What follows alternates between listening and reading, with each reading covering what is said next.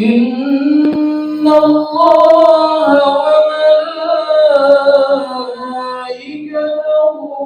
يصلون على النبي يا أيها الذين آمنوا صلوا عليه وسلموا تسليما اللهم صل وسلم وبارك على أشرف العرب والعجم وإمام مكة والمدينة والحرم سيدنا ومولانا محمد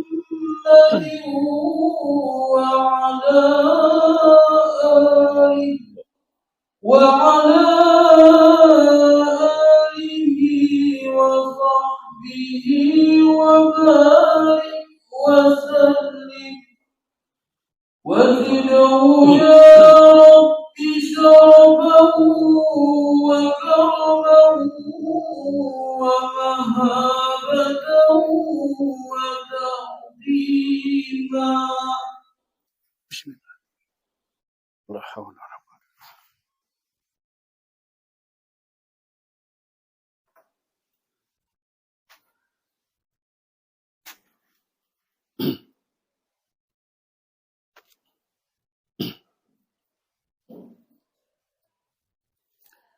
Assalamualaikum warahmatullahi wabarakatuh.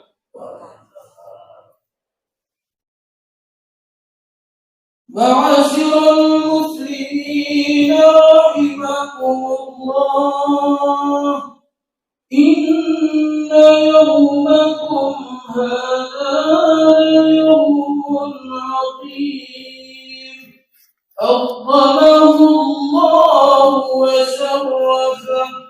فعظموه حق التعظيم قال النبي صلى الله عليه وسلم عظموا ضحاياكم فإنها على مد الصراط مطاياكم فاستمعوا خبر يوم عيد الأضحى رحمكم الله فاستمعوا خبر يوم عيد الأضحى رحمكم الله فاستمعوا خبر يوم عيد الأضحى رحمكم الله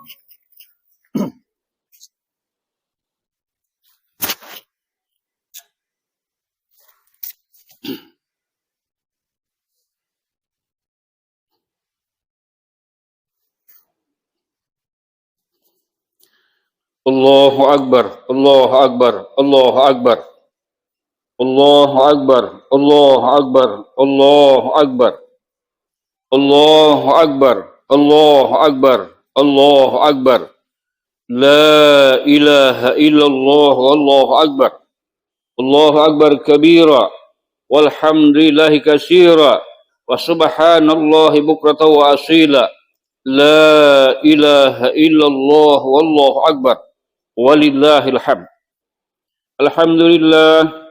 Alhamdulillahilladzi afadha liman hajjal baita rahmatah wa aslaha umura man aqama syari'atahu wa da'watah. Ashhadu an la ilaha illallah wahdahu la syarika lah alladzi ibtala Ibrahim khalilah wa ashhadu anna Muhammadan abduhu wa rasuluh الذي أرشدنا بالصالحات والعبادة اللهم صل وسلم على سيدنا محمد بن عبد الله وعلى آله وأصحابه وأزواجه وذرياته ومن تبع هداه إلى يوم القيامة أما بعد فيا أيها المسلمون والمسلمات أوصيكم ونفسي بتقوى الله في السر والعلن لعلكم تفلحون. قال الله تعالى: أعوذ بالله من الشيطان الرجيم. قل إن صلاتي ونسكي ومحياي ومماتي لله رب العالمين. وقال رسول الله صلى الله عليه وسلم: الأضحية لصاحبها بكل شعرة حسنة. صدق الله العظيم وصدق رسوله الكريم ونحن على ذلك من الشاهدين والشاكرين.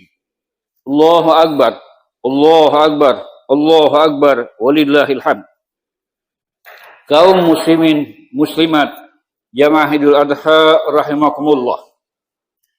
Setiap memasuki awal bulan Zulhijjah atau bulan haji, maka tergambar dalam pikiran kita tentang dua peristiwa besar, yaitu pelaksanaan ibadah haji sebagai rukun Islam dan ibadah kurban. Jamaah sekalian,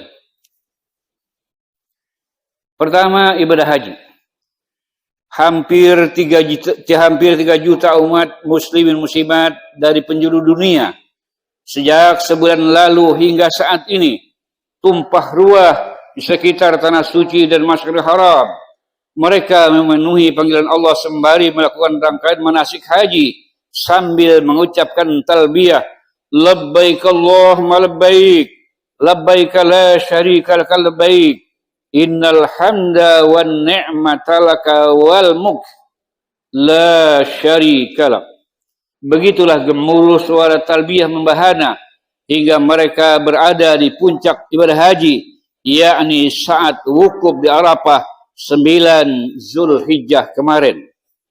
Lantunan talbiyah itu berakhir pada 10 Zulhijjah di saat mereka melontar jumrah Aqabah dan berganti dengan surat takbir, Allahu Akbar, Allahu Akbar, Allahu Akbar, la ilaha illallah, Allahu Akbar, Allahu Akbar, walillahil hamd, dan seterusnya. Ibadah haji adalah berkunjung ke Baitullahil Haram untuk melakukan serangkaian ibadah seperti tawaf, sa'i, dan wukuf di Arafah dan lainnya dengan niat tertentu dan pada waktu tertentu pula, yakni memenuhi panggilan perintah Allah semata. Bagi yang mampu berhaji, hukumnya wajib sekali seumur hidup untuk memenuhi rukun Islam.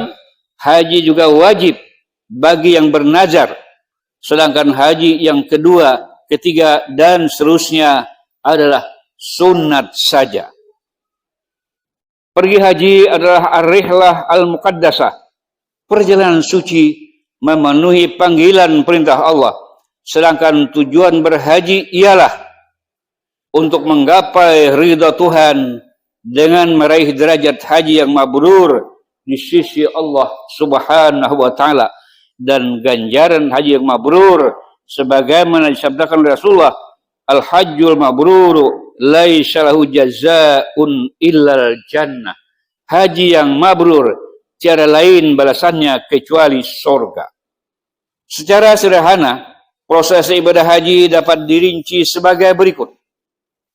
Pertama, pada hari 8 Zulhijjah dimulai dengan mandi sunat ihram dan boleh berharum-haruman setelah mandi. Kemudian berniat haji, ini rukun, sekaligus memakai kain ihram. Setelah itu melaksanakan salat sunat ihram dan bersiap untuk pergi menuju ke padang Arafah. Hari ke-9 Zulhijjah adalah saat wukuf di Arafah yang diawali dengan salat fardu zuhur dan asar, qasar, dan jama takdim. Lalu malam ke-10 Zulhijjah bertolak ke Muzdalifah untuk mabit sambil mencari batu kerikil untuk lontar jumrah, dan begitu lewat tengah malam terus menuju perkemahan Mina untuk mabit sehingga hari tanggal 12 atau 13 Zulhijjah di Mina. Kemudian 4, pada hari 10 Zulhijjah yang ukuran kita hari raya Idul Adha, yaitu jamaah haji melontar jumrah Aqabah atau jumrah kubra saja dengan 7 biji batu. Setelah itu dia bercukur bertahlul awal, setelah bertahlul awal maka boleh melepaskan kain ihramnya. 5. Selama mabit di Mina, hari 11 sampai 13 Zulhijjah masih bolak-balik ke Jamarat untuk melakukan wajib haji, yaitu melontar 3 jumrah berurutan, mulai Jumratul Ula, Wusta, dan Aqabah. Lalu keenam, pada saatnya kembali ke Makkah, yaitu boleh pada tanggal 12 dalam arti nafar awal, dan sesuai sunnah Nabi, yaitu kembali ke Makkah dari Mina tanggal 13 Zulhijjah dengan nafar sani, rombongan kedua, untuk melakukan rukun haji lainnya, yakni tawaf ifadah dan sa'i. Begitu selesai tawaf ifadah dan sa'i, berarti sudah tahallul sani dan hajinya telah khalas atau tuntas. Jamaah sekalian yang dirahmati Allah, haji mabrur ialah haji yang sempurna, syarat, rukun dan wajib hajinya juga terhindar dari perilaku rapas, bicara keji dan kotor, tidak berbuat fasik, melanggar syariat, dan tidak pula jidal, berdebat atau bertengkar. Selain itu, Rasulullah juga memberikan warning, peringatan. Al-hajjul mabrur alladhi la yukhalitu ismun awil ladhi la riya'a fihi wala sum'ata wala fusuqa wala mubahatan. Rasulullah bersabda, haji mabrur ialah haji yang tidak tercemar oleh perbuatan dosa, juga tidak ada riya dan sum'ah, serta tidak berbuat fasik dan tidak menonjolkan diri. Allahu Akbar, Allahu Akbar, Allahu Akbar, walillahil hamd. Kaum muslimin dan muslimat yang Idul Adha yang dikasihi sayang Allah, hakikat mabrurnya haji seorang hanya diketahui dan dinilai oleh Allah Subhanahu wa taala saja. Tapi menurut para ulama, mabrurnya haji itu dibuktikan dengan adanya perubahan positif yang bernilai baik bagi yang sudah berhaji dengan tanda-tanda antara lain. Pertama, dalam kitab Wazaiful Hajj disebutkan tandanya mabrur haji itu ialah ayazdada sahibuhu ba'dahu khairan wala yu'awidal ma'asi. Tanda haji mabrur yaitu bahwa setelah berhaji orang tersebut bertambah nilai kebaikannya dan tidak mengulangi berbuat maksiat lagi. 2. Imam An-Nawawi hampir senada, beliau mengatakan wa ayyakuna haluhu ba'dahu khairan min hali qabla. Dinilai mabrur bahwa keadaan seorang setelah berhaji lebih baik dari sebelum pergi haji. Kemudian sesuai riwayat Imam Ahmad bin Hanbal, saat Rasulullah ditanya tentang haji yang mabrur, beliau menjawab singkat, it'amut ta'am wa layyinul kalam. Rasulullah bersabda, tandanya mabrur suka memberi makan dan lembut dalam tutur kata. Hadis riwayat Imam Ahmad. Jamaah sekalian yang dikasihi sayangi Allah, setelah jamaah haji pulang ke desa kampung halaman masing-masing, maka menjaga dan melestarikan kemabruran haji merupakan suatu keharusan, dan itu dianggap lebih berat sebenarnya dari pergi hajinya. Dr. Ahmad Surbasi dalam kitab Yas'alunaka fid-din wal hayat jilid 5 halaman 78 menjelaskan, untuk menjaga dan melestarikan haji antara lain: 1. Dari segi amaliyah, bagi yang baru berhaji supaya terus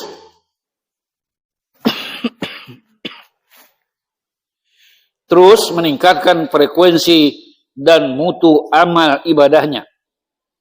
2. Melakukan kesalehan sosial dengan berbuat baik terhadap sesama, seperti memberikan infak, sedekah, dan derma lainnya termasuk akad untuk pembangunan masjid. Mengajak berbuat baik dan taat serta mencegah perbuatan dosa dan kemaksiatan. Itu dari segi amaliyah. Poin kedua, dari segi kepribadian. Jamaah pasca haji diharapkan berperilaku arif bijaksana, hati-hati dan waspada terhadap godaan berbuat maksiat dalam pergaulan hidup. B. Bersikap qanaah, merasa cukup apa yang ada, dinikmati karunia Allah dan syukur nikmat di jalan Allah. C. Istiqamah, teguh pendirian dalam menegakkan kebenaran. D. Berwatak tawadu, rendah hati, tidak arogan dan bersifat santun dalam berinteraksi. Yang terakhir, poin E, membiasakan diri bertutur kata dengan lembut dan santun. Jamaah sekalian yang dikasihi sayangi Allah, bagi kaum muslimin yang tidak pergi haji, ada beberapa amal perbuatan yang disunnahkan oleh Rasulullah, yaitu pertama, hari tanggal 9 Zulhijjah atau hari wukuf di Arafah dianjurkan berpuasa sunnah hari Arafah. 2. Sejak maghrib malam 10 Zulhijjah disunatkan untuk takbiran setiap selesai salat fardu 5 waktu yang batas waktunya sampai ba'da asar hari ke-13 Zulhijjah. 3. Pagi hari 10 Zulhijjah mendirikan salat Idul Adha seperti kita sekarang ini. Setelah itu lalu memotong hewan kurban. Waktu kurban boleh disembelih pada hari ke-10, 11, 12 dan 13 Zulhijjah, yaitu sampai batas akhir hari Tasyrik. Allahu Akbar, Allahu Akbar, Allahu Akbar, walillahil hamd. Kaum muslimin jamaah Idul Adha yang dikasihi sayangi Allah. Poin kedua, ibadah kurban. Ibadah kurban berarti mengalirkan darah atau menyembelih hewan kurban. Hewan kurban disebut al-udhiyah, berupa al-kibsu, domba, al-ghanamu, kambing biasa, dan al-baqaru, sapi lembu, dan juga budnah, onta. Hukum kurban, fatwa sebagian ulama fikih hukumnya wajib, dan menurut jumhur mayoritas ulama berpendapat sunnah muakkadah, yaitu sunat yang dianjurkan dengan anjuran yang kuat. Mengenai keutamaan ibadah kurban antara lain, Rasulullah SAW bersabda, "Ma amila ibnu Adam yawman nahri amal nahabidallah min hiraqati damin, wa innaha la ta'ti yawmal qiyamah biquruniha wa adlabiha wa as'ariha, wa inna damal yaqa'u min Allah azza wa jalla bimakanin qabla an yaqa'a 'alal ardi." Rawahu Tirmizi an Aisyah. Rasulullah SAW bersabda, tidak ada amalan anak Adam pada hari nahar, hari Idul Kurban, yang paling disukai oleh Allah melebihi dari mengucurkan darah hewan kurban. Bahwasanya di hari kiamat nanti, hewan kurban itu akan datang lengkap dengan tanduknya, kukunya, dan bulu-bulunya. Sesungguhnya Allah Azza wa Jalla menerima ibadah kurban itu sebelum darahnya jatuh ke bumi. Rasulullah juga mengatakan, al-udhiyatu li sahibiha bi kulli sya'ratin hasanah. Sembelihan hewan kurban itu bagi pelakunya dibalas Allah dengan pahala kebaikan sebanyak helai bulunya. Kemudian Rasulullah juga menganjurkan agar hewan kurban itu dipilih binatang yang sehat dan gemuk, tidak kurus atau cacat, sebab hewan kurban itu di hari kiamat nanti akan menjadi tunggangan kendaraan saat menyeberangi titian akhirat. Itu yang termaktub dalam ucapan Bilal tadi, fa innaha ala matnis sirati matayakum. Sesungguhnya sembelihan kurban itu akan menjadi kendaraan kalian ketika melintas di atas as-sirat. Jamaah sekalian, sekelumit sejarah kurban. Pertama, setelah sekian lama turun dari surga dan terpisah, lalu bertemu di Jabal Rahmah, Padang Arafah, kehidupan Nabi Adam alaihissalam dan Ummina Hawa merupakan keluarga yang bahagia dan diberkahi oleh Allah. Setiap melahirkan anak, Adam dan Hawa dikaruniakan Allah pasangan kembar laki-laki dan perempuan.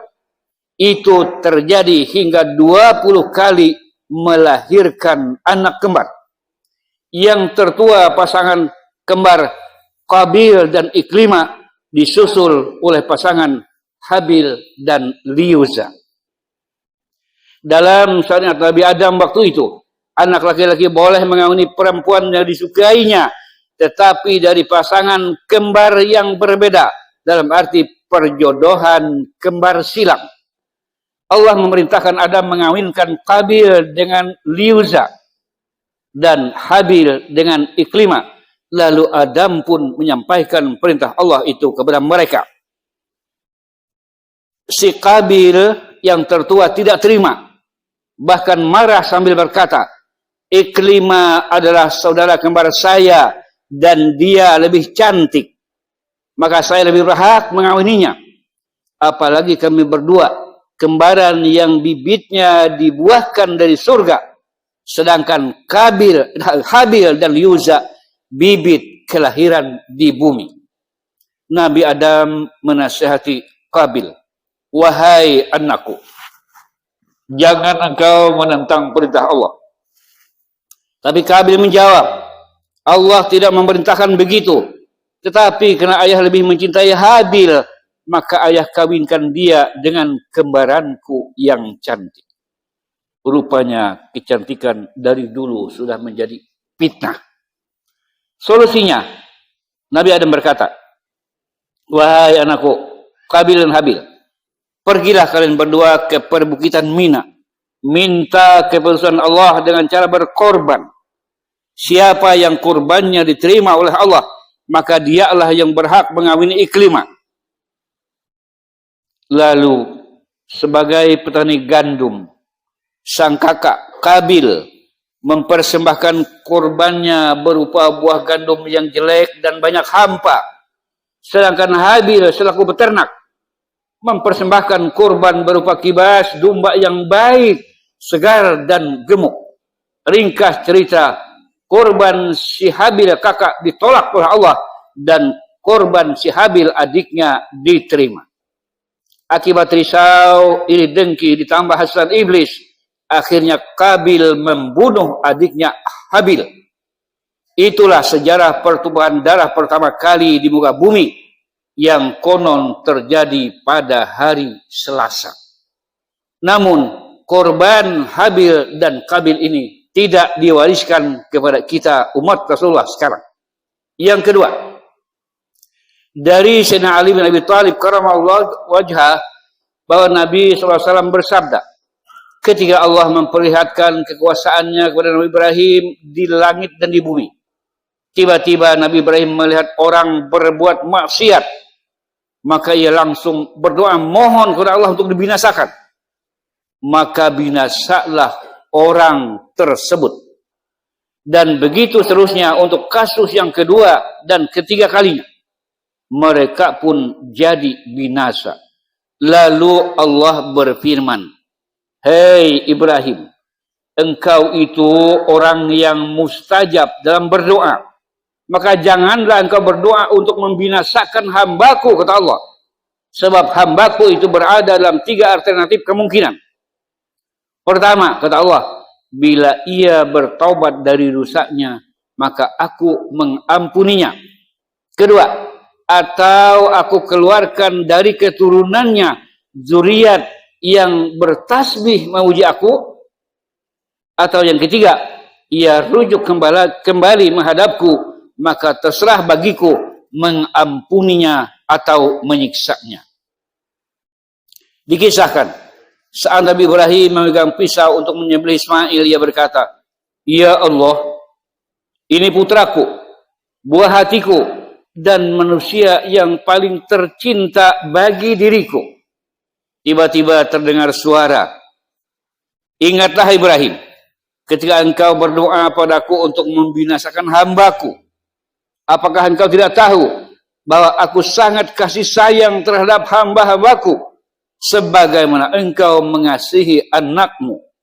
Maka jika kamu meminta kepadaku untuk membinasakan hamba-hambaku waktu itu, kini aku minta agar engkau membunuh anakmu." Begitulah antara lain latar belakang perintah kurban bagi Nabi Ibrahim alaihissalam menurut kitab Hikam karya Syekh Ibnu Athaillah As-Sakandari. Nabi Ibrahim alaihissalam bermimpi bahwa ia menyembelih anaknya Ismail, dan karena mimpi itu berulang kali, beliau sadar bahwa itu isyarat perintah Allah yang mesti dilaksanakan, seperti dinyatakan dalam Quran surah As-Saffat ayat 102. A'udzubillahi minasyaitonir rajim. Falamma balagha ma'u sa'ya qala ya bunayya inni ara fil manami anni azbahuka fanzur madza tara. Ketika Ismail mencapai kondisi di usia yang tegar, Ibrahim berkata, "Wahai putraku, sesungguhnya aku bermimpi dalam tidurku bahwa aku menyembelihmu. Camkan, dan bagaimana pendapatmu?" Dengan lantang dan tanpa ragu-ragu, Ismail menjawab lugas, "Qala ya abati fa'al ma tu'maru satajiduni insyaallahu minas sabirin." Ismail berkata, "Duhai ayahanda, lakukan apa yang diperintahkan Allah. Niscaya ayahanda akan dapati, insyaallah, anakanda termasuk orang yang sabar." Jamaah sekalian, sesuai riwayat Ibnu Abbas, saat Ibrahim alaihissalam siap mengorbankan Ismail, iblis sibuk berupaya menggagalkan niat Ibrahim menunaikan perintah Allah itu. Iblis mondar-mandir mendatangi Ibrahim, putranya Ismail, dan istrinya Hajar, sambil membujuk rayu, menghasut, dan memprovokasi ketiganya. Tapi jamaah sekalian, iblis gagal dalam makar jahatnya, karena Ibrahim, Ismail, dan Hajar melempari iblis dengan batu. Bahkan iblis terkena lemparan batu oleh Ismail tepat pada mata kirinya, hingga mata kirinya tercongkel. Demikian dalam kitab Durratun Nasihid. Kemudian lemparan batu oleh Ibrahim, Ismail, dan Hajar itulah yang diabadikan dalam manasik haji, yang dilambangkan dengan melontar jumrah ula, wusta, dan akabah. Jamaah sekalian yang dikasih sayangi Allah, setelah nyata kesabaran Nabi Ibrahim dan Ismail menghadapi ujian Allah, dan keduanya juga taat memenuhi perintah Allah, maka Allah menggantikan diri Ismail itu dengan seekor kibas domba yang dibawa oleh malaikat dari surga. Dan itulah korban persembahan Habil, putra Nabi Adam alaihissalam tempo dulu. Masya Allah. Inna hadza lahwal bala'ul mubin wa fadainahu bidzibhin azim. Sesungguhnya, kata Allah, peristiwa penyembelihan Ismail Ibrahim itu adalah ujian, benar-benar ujian yang nyata, dan kami tebus jiwa Ismail dengan hewan sembelihan yang besar. Quran surah As-Saffat ayat 106-107. Allahu Akbar, Allahu Akbar, walillahil hamd. Bahwa ibadah haji adalah jihad, perjuangan, dan pengorbanan untuk menggapai ridha Tuhan, meraih haji mabrur dengan berbagai aspek pengorbanan yang meliputi, pertama, dari aspek finansial, biaya yaitu untuk setoran ibadah haji dan bekal pergi haji. Kedua, berkurban juga dengan pergi dalam waktu yang relatif lama. Tiga, korban tenaga dan pikiran karena terpisah dengan sanak pemilik. Kemudian, stamina yang prima untuk ibadah haji yang nyaris semua kegiatannya dengan gerakan fisik. 6. Kita juga mesti berkorban mengingat kondisi pondokan yang tidak senyaman dalam rumah sendiri. Kemudian di sana juga cuaca dan musim yang berbeda dengan daerah kita. Dan yang terakhir, kesiapan mental kita untuk entry dalam setiap kegiatan. Jamaah sekalian, mengenai ibadah kurban, ini terkait dengan sikap ketakwaan dan kesiapan mental untuk berkurban dalam rangka menghidupkan sunnah Rasul dan syiar Islam. Ibadah kurban juga terkandung niat berbagi terhadap sesama dalam realisasi syukur nikmat kepada Allah pada momentum Idul Adha seperti sekarang ini. Sekarang, meskipun kita tidak pergi haji, baik yang sudah siap berkorban atau belum, di hadapan kita ada PR kita bersama, yaitu merampungkan pembangunan masjid yang kita cintai ini. Ini adalah rumah Allah untuk kita beribadah dan beraktivitas sosial keagamaan. Mari kita hidupkan semangat gotong royong dalam berwakaf, infak dan berderma meskipun cuma sedikit. Ingat, Rasulullah juga memanggil kita untuk berderma. Beliau bersabda, "Man bana lillahi masjidan, banallahu lahu baitan fil jannah." Barang siapa membangun masjid dengan ikhlas karena dan untuk Allah, maka Allah akan membangun baginya rumah di dalam surga. Kaum muslimin dan muslimat jamaah Idul Adha yang dikasihi oleh Allah, demikianlah khutbah kita. Semoga bermanfaat dan mudah-mudahan seluruh jamaah haji kita tetap sehat walafiat sampai mereka kembali ke rumah masing-masing dalam sehat bugar serta mengantungi derajat haji yang mabrur. Untuk kita semua, semoga Allah selalu memberikan petunjuk hidayahnya, melindungi kita dari segala fitnah dan bencana, serta membangkitkan hati nurani kita untuk berbuat baik sebagai bekal hidup kita di alam akhirat yang abadi nanti. Amin. Allahumma amin. A'udzu billahi minasyaitonir rajim. Lan tanalul birra hatta tunfiqu mimma tuhibbun wa ma tunfiqu min syai'in fa innallaha bihi alim. Kamu sekali-kali tidak akan mencapai kebajikan sejati kata Allah sebelum kamu menafkahkan sebagian dari harta yang kamu cintai dan apa-apa yang kamu infakkan di jalan Allah, maka sesungguhnya Allah Maha mengetahui, dalam arti juga akan membalasnya. Barakallahu li wa lakum fil Qur'anil azim wa nafa'ani wa iyyakum bima fihi minal ayati wa dzikril hakim. Aqulu qawli hadza wa astaghfirullah azim li wa lakum wa li sa'iril mu'minina wal mu'minat wal muslimina wal muslimat al ahya'i minhum wal amwat fastaghfiruhu innahu huwal ghafurur rahim. Allahumma shalli wa sallim wa zid wa an'im wa tafaddal wa barik bi jalalika wa kamalika wa la asrafi ubbalik sayyidina wa maulana Muhammad wa kulli sahabati rasulillahi ajma'in.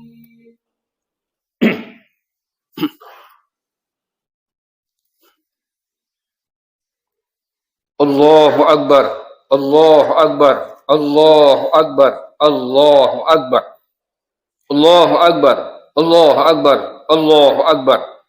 لا إله إلا الله والله أكبر الله أكبر كبيرا والحمد لله كثيرا وسبحان الله بكرة وأصيلا لا إله إلا الله والله أكبر ولله الحمد الحمد لله الحمد لله الذي نور قلوبنا بنور المشاهدة والعرفان أشهد أن لا إله إلا الله وحده لا شريك له الملك الحنان المنان وأشهد أن محمدا عبده ورسوله سيد ولد عدنان اللهم صل وسلم على سيدنا محمد وعلى آله وأصحابه وأزواجه وذريته وأتباعه إلى آخر الزمان أما بعد فيا عباد الله اتقوا الله وأطيعوه وافعلوا الخير تنالوا مرضات الرحمن فقال الله تعالى مخبرا وآمرا أعوذ بالله السميع العليم من الشيطان الرجيم إن الله وملائكته يصلون على النبي يا أيها الذين آمنوا صلوا عليه وسلموا تسليما اللهم صل وسلم على سيدنا محمد وعلى آله وصحبه أجمعين وارض الله على أربعة الخلفاء الراشدين سيدنا أبي بكر وعمر وعثمان وعلي رضي الله عنهم وعلى بقية الصحابة القرابة والتابعين وتابع التابعين وتابعهم بإحسان إلى يوم الدين واسترنا وارحمنا معهم برحمتك يا أرحم الراحمين آمين يا رب العالمين اللهم اغفر وارحم المسلمين والمسلمات والمؤمنين والمؤمنات الأحياء منهم والأموات إنك سميع قريب مجيب الدعوات ويقضي الحاجات وغافر الذنوب والخطيئات يا أرحم الراحمين يا أكرم الأكرمين اللهم أعز الإسلام والمسلمين اللهم أعز الإسلام والمسلمين اللهم أعز الإسلام والمسلمين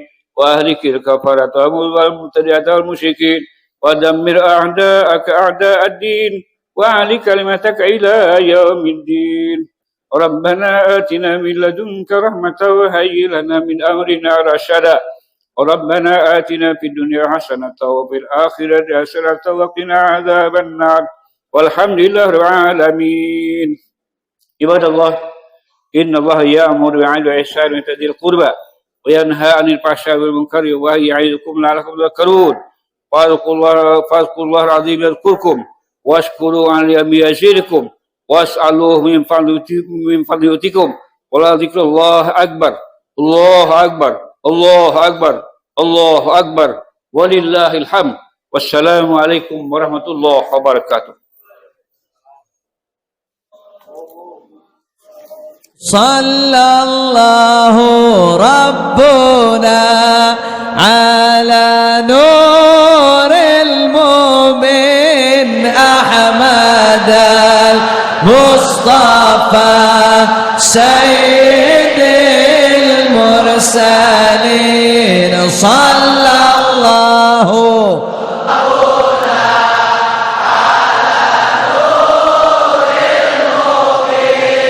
أحمد المصطفى سيد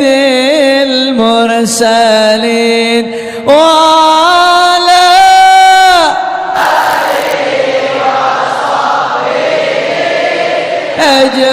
أجمعين وعلى آله وصحبه أجمعين